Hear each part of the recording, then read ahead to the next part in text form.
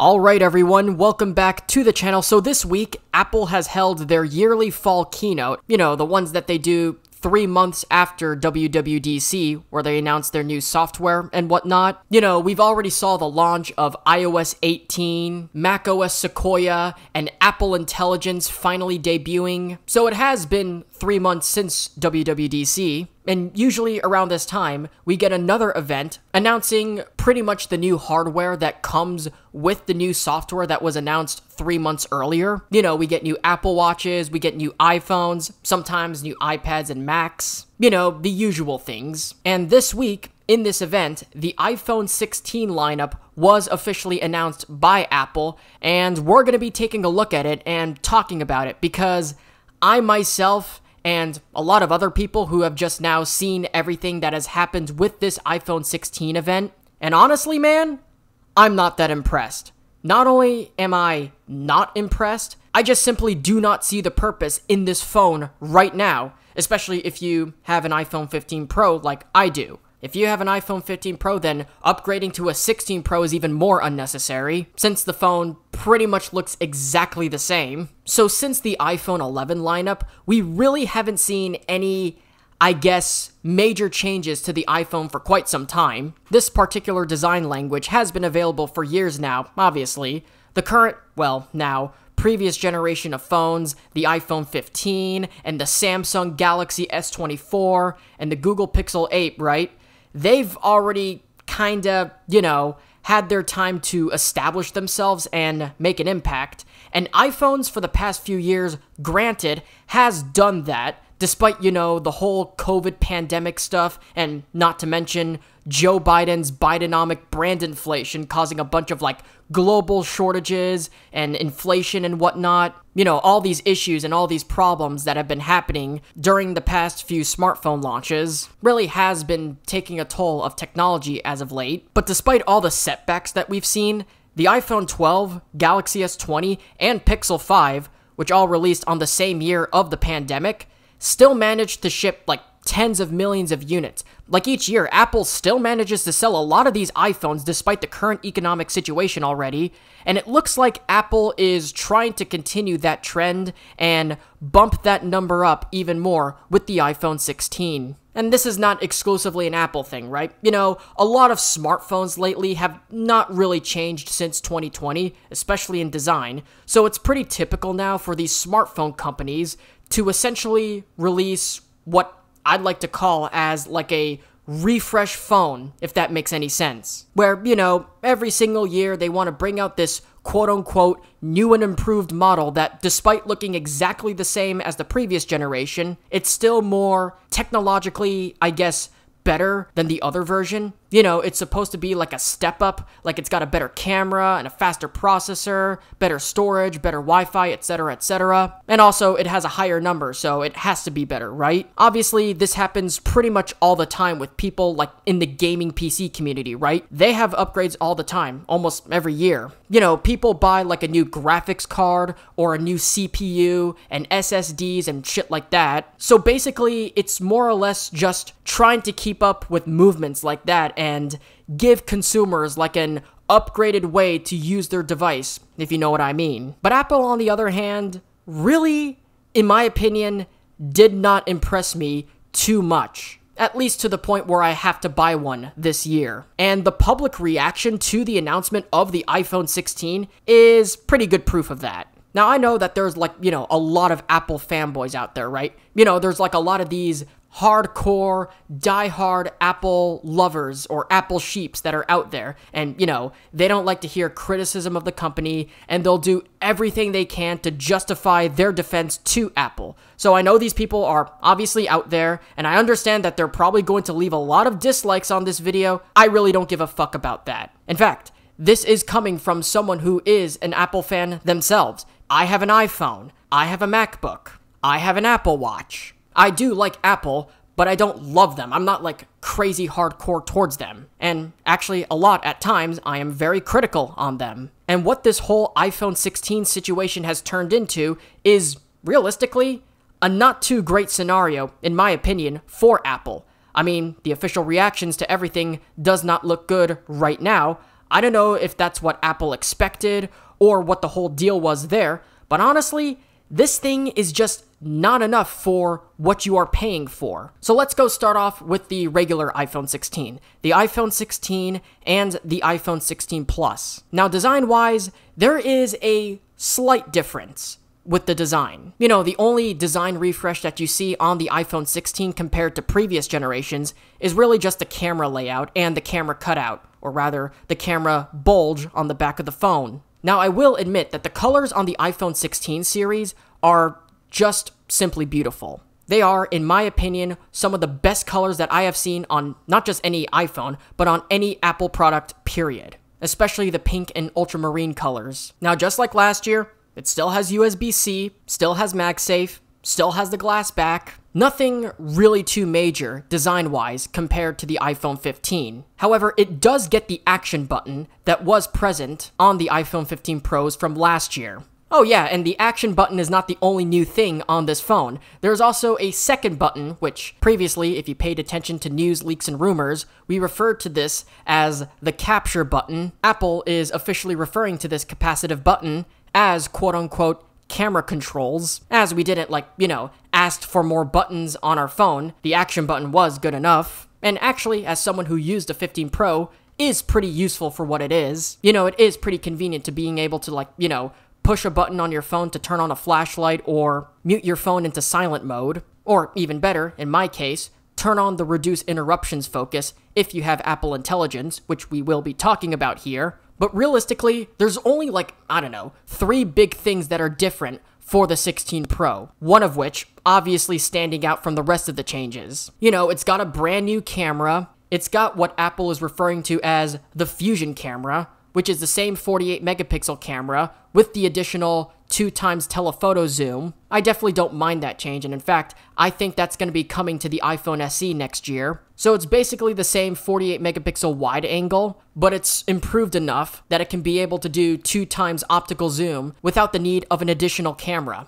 Likewise with the Pro lineup. And of course, it's also got the new chip, the A18 chip. Finally, the regular and Pro models use the same chip with the same number, and the reason for that is the third and arguably the biggest change to these iPhones. And quite frankly, the only major selling point for these iPhones. Apple Intelligence. Now, I've used Apple Intelligence before. I had the iOS 18 beta for at least a month. And it's pretty much one of my favorite features from iOS 18. You know, I know smartphones already have some of these features. Once you take a picture, like a family photo, and there's people in the background, you can just circle the people and then boom, Joseph Stalin them out of your pictures. At least that's one of the features of AI in smartphones that I can think of. Phones like Samsung's Galaxy S lineup and Google's Pixel lineup already have some of these features. Apple being late to the party as always, and also requiring you to get the latest phone just to have most of these features. But that's really just the tip of the iceberg of Apple Intelligence. For instance, one feature in particular that I use a lot of are writing tools, which is a feature that allows you to proofread, rewrite, and summarize long messages just by utilizing Apple Intelligence. So if there's this huge thread that I found on X, or a long multi-paragraph post on X, sometimes I just like to summarize what I just read without reading the entire thing, or highlight some of the key points that the thread/post is talking about. And it just gives me a little TLDR of what it's talking about. Writing tools is definitely something that I use a lot of, especially on X. When I want to write a post, I always try to use it to double, triple, quadruple, or even quintuple check everything written, crossing my T's, dotting my I's, sometimes rewriting it in a friendly context, so that way I don't sound like a fucking idiot with what I'm saying when I write. Additionally, one of the more hyped features of Apple Intelligence are Genmoji and Image Playground, which is basically Apple's version of another app called Midjourney, where you can generate a picture just by writing a description of it, and then the machine just does the rest of the work based on your description. And then there's Genmoji, which is essentially the same thing, but you can use it to create custom emojis of your liking. Like, for example, if you want to create an emoji face, an emoji smiley face with sunglasses and a cowboy hat, you can just describe the emoji of a smiley face with sunglasses and a cowboy hat, and Apple Intelligence can create that emoji for you. Now, obviously, this is the most talked about feature of Apple Intelligence, and just like with writing tools, this also is an Apple Intelligence feature that I will be using for X. There's also Reduce Interruptions, which is essentially like Do Not Disturb mode, except it can only send you notifications when something is seen as important. And there's ChatGPT integration, and there's also major improvements, especially to Siri. So there's a lot to be excited for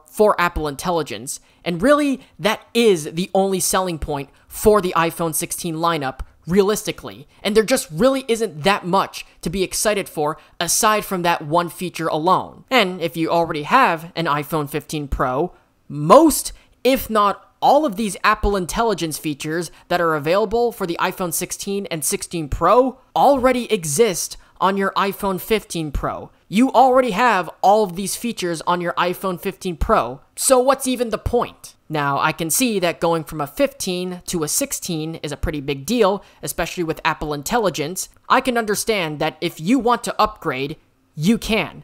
As someone who has already beta tested Apple Intelligence, it's definitely worth it. However, if you already have an iPhone 15 Pro, what's the point of upgrading? What really is the difference besides an extra button and a fancy new color? Which, by the way, I like that gold color and the thinner bezels. So if you thought the 15 and 16 were way too similar, the 15 Pro and the 16 Pro are even more similar, if not exactly the same. You know, it's got the A18 chip, except it's got the A18 Pro chip, and it supposedly has, like, you know, better graphics. It's only slightly faster than the A17 Pro according to benchmarks. But realistically, not that many people game on their phone. And if they do, it's either just Minecraft or some casual games developed by companies like Ketchup that don't necessarily need that much computing power. Seriously, can you really tell the difference between a 15 Pro and a 16 Pro? Quick, which one is which?